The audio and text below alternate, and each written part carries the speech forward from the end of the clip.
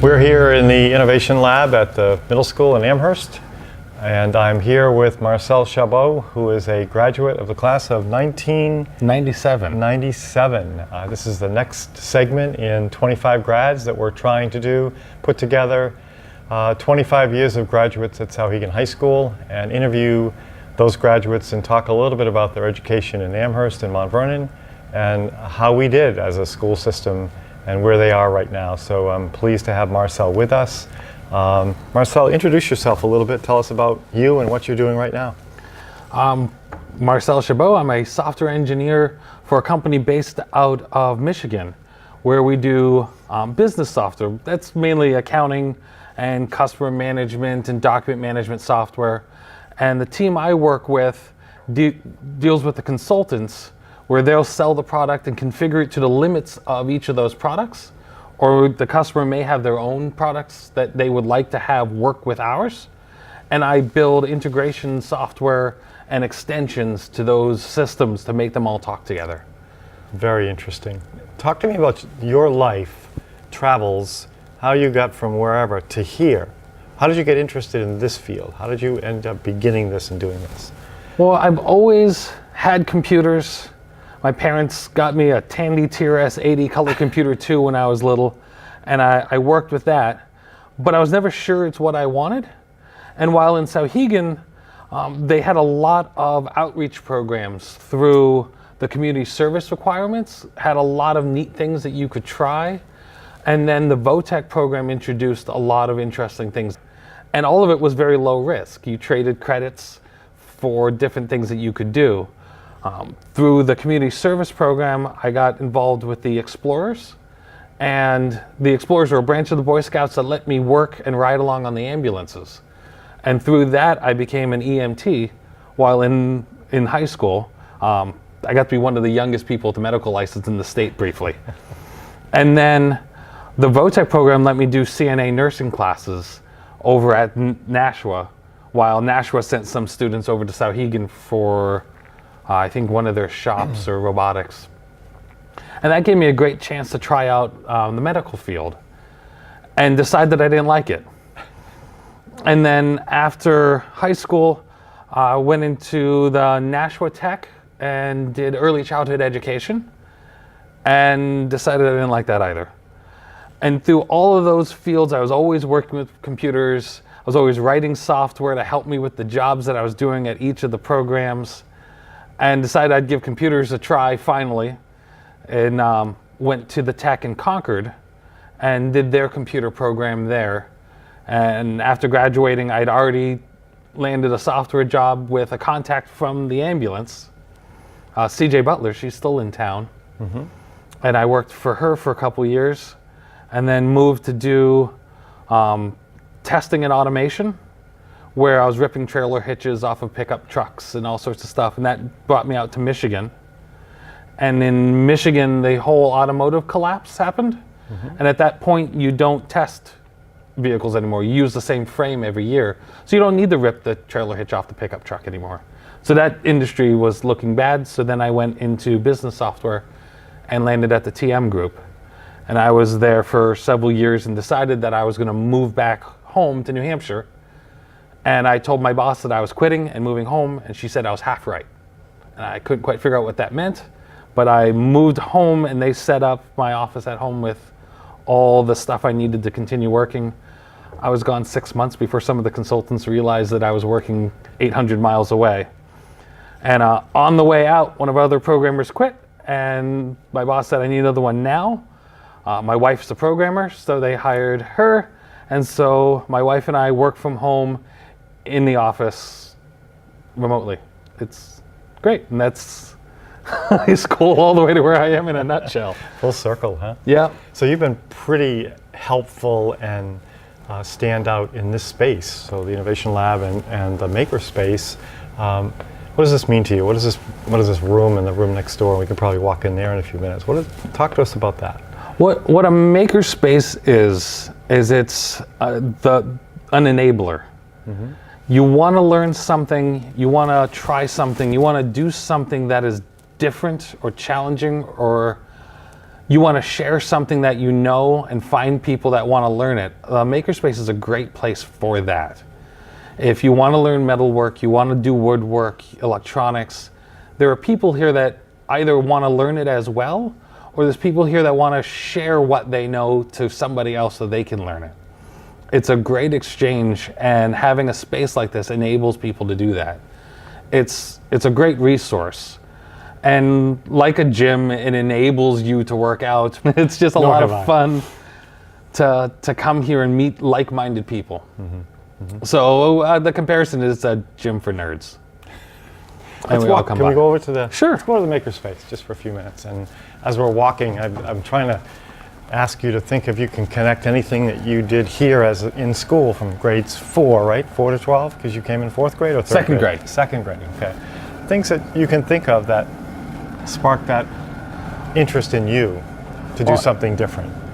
The Amherst school system does really well at fostering a desire to learn, to keep picking up new things, new tools, new exciting things to try. And by teaching you how to learn, not teaching you what you need to learn, it makes a space like this very exciting. Because I'm not intimidated by taking on a project that I don't know, because I know how to learn about it. I can find people to help me teach it to me. I can find books and resources. Having the ability to learn is almost more important than anything I learned there. And the school systems really fostered that. The senior projects were scoped but wide open. If there was something you didn't know how to do, you had a mentor and you would go talk to them to learn it, or you'd have to go look it up yourself and bring all this together into a cohesive package. Do you remember your senior project? I do. I was teaching adults CPR, and the challenge was being a teenager, and you know, no one wants to listen to a teenager, being able to pull a group of adults together and teach them a class and either certify them or not was a challenge. And there was a lot of learning teaching techniques as well as teaching learning the material I had to teach. Made that for a fun project that, being a consultant, I have to talk to people that have degrees way above me and experience way beyond me, but I need to be assertive and educated and knowledgeable in what I do and be able to convey that information. And that was something I picked up during senior project. What are other parts of, say, the middle school or the high school that you remember that you probably will remember for a long, long time? There's some things that pop out at you. A crossover between the high school and the middle school was during my community service projects. I had a project with Porter Dodge, the now principal, but then teaching geography, and a bunch of stuff there. So I would come over to his class and get some tasks to do to help him out. And one of them was to take one of his old karate books and print out in large type some of the phrases from it so he could put them on his wall. And I had printed those out, stacked them all up and dropped them off on his desk, but had left the book behind. And I had gotten back to class at Sauhegan, and he had called the school to say that I hadn't returned his book. I had to go all the way back to the middle school, which is a short walk, but for a recalcitrant teenager, that's a long hike. Find the book where it had been lost and bring it back. And as I gave it back to him, he told me in stern words, if you're not going to do it right and you're not going to complete the job, don't bother doing it at all. Every time I start a project, every time I'm doing a job, every time I think I'm done and I'm packing up to go, I think, well, if I'm not going to finish the job, I might as well not do it at all, and look behind me one more time and make sure that I have done the whole job. I can't wait till Mr. Dodge sees this video, right? When after he sees it, I'm sure he'll call you. Oh, I can't wait. I wonder if he remembers it. It could be a moment that just went by because there's just another recalcitrant teen causing trouble in his life. Or he remembers. I'd be interested to know. Great. So tell us about this room. I know that you and Brad Freeman, who's behind the camera, never to be seen probably, but very important in creating this space. Something happens tonight at 6 o'clock. Yep. For tonight, and you can talk a little bit about that, but what is it? How has it changed? How is it growing? What's happening here? The Makerspace is a really neat collaboration between the school and the town. Maintaining a wood shop and what will be a metal shop in the other room as we finish putting the rest of the equipment in place, as well as 3D printers, vinyl cutters. All of this really interesting equipment is very difficult to maintain. It's expensive. It takes a lot of specialty to bring it in and make it valuable and usable. And having community members in the makerspace do that helps the school have that equipment available for the kids during the day.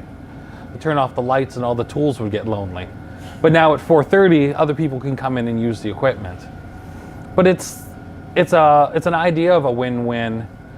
Porter had gone to a presentation about makerspaces and saw that was something that'd be great for the kids, but knew they existed for adults. So why can't they be both? Well, they held a welding class at the Makerspace. This room was full of boxes and broken equipment, and we all crammed in there. And I asked Brad and Steve Opry, how long has there been a Makerspace? They looked at the clock and said, about an hour now. So I bullied my way in to be a part of it so that I could help play around and try to build something that the town would really enjoy. And I think we've done that in that this is a space that gets regular usage. People have been in the wood shop building tables, building shelves, all the regular stuff. One of our members is using the CNC to build a guitar mold so he can frame his guitars better. It's really interesting products and projects coming in and out of here. You have a fix-it shop or a fix-it night or something. A repair cafe. Repair cafe. Okay. Right now it's the third Thursday of the month, okay. And it's just an open door event where you can bring broken things in.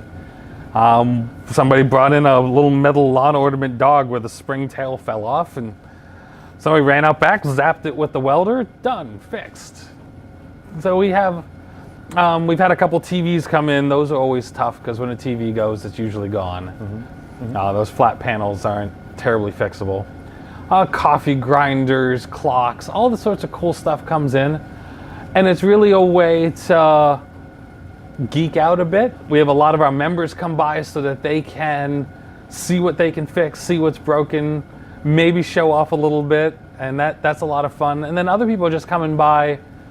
You know, it costs $1, $2 to replace. There was a broom that the handle broke.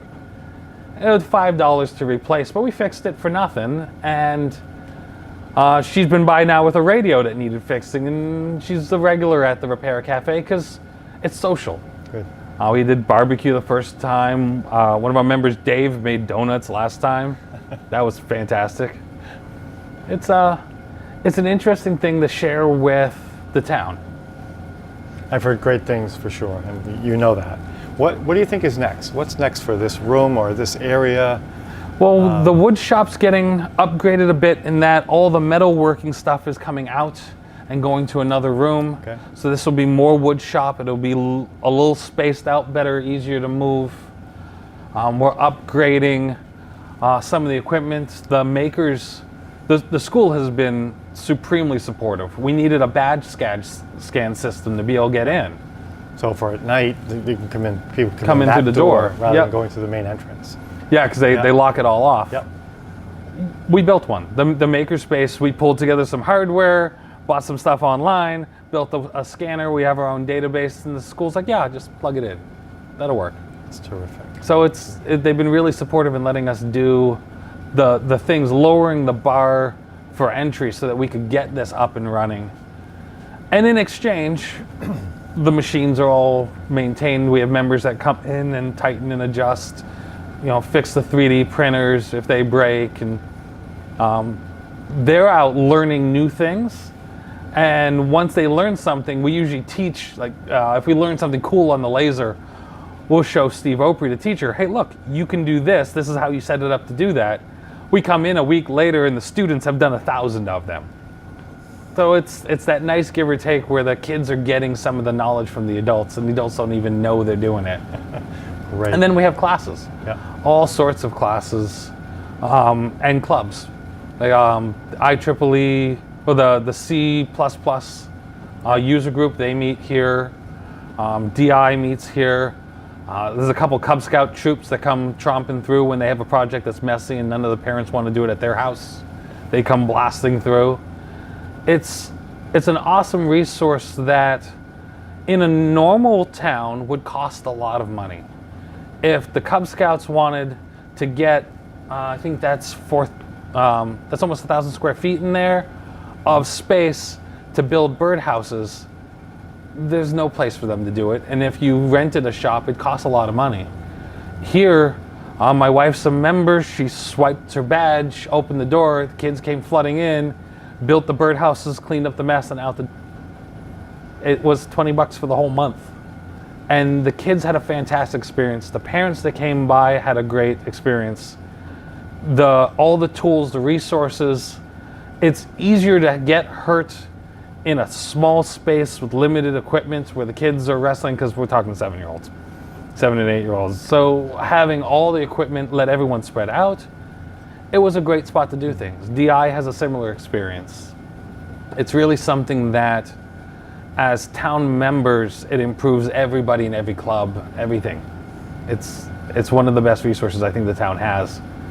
And it's a little secret. There's only 75 cards out there.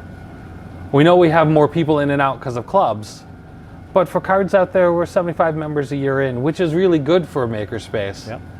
But for the amount of resource we have, I know there's more people in town that can use it. And I think if they see this too, it'll drive them here.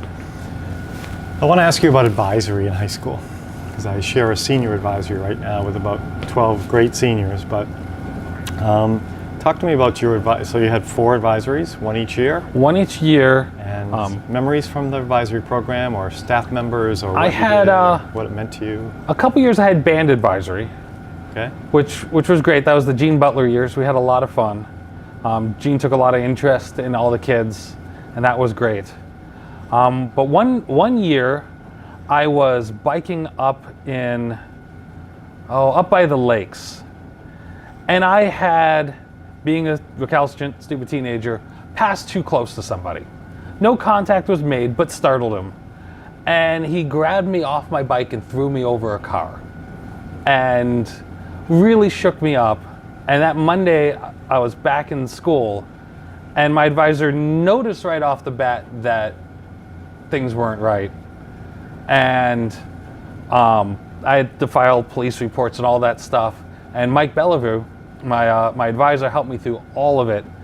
And having somebody in the school that was aware of you as a person and able to say, that one's not right today, pull them aside and have that trust level to be able to talk was really important at that age. And knowing that I had somebody there in the school that I could talk to that, yeah, they're a teacher, but they're not in teacher role.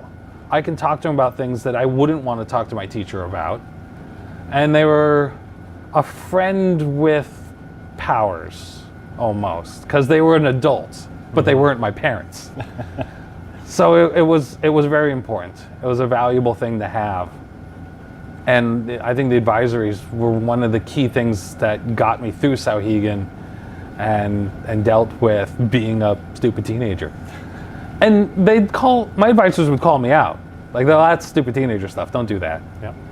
And that was okay, because they weren't a teacher telling me that was stupid teenager stuff. They're my advisor, and it's their job to advise me when I'm doing stupid teenager stuff. Wow, that's a great rendition of advisory, for sure. My gosh.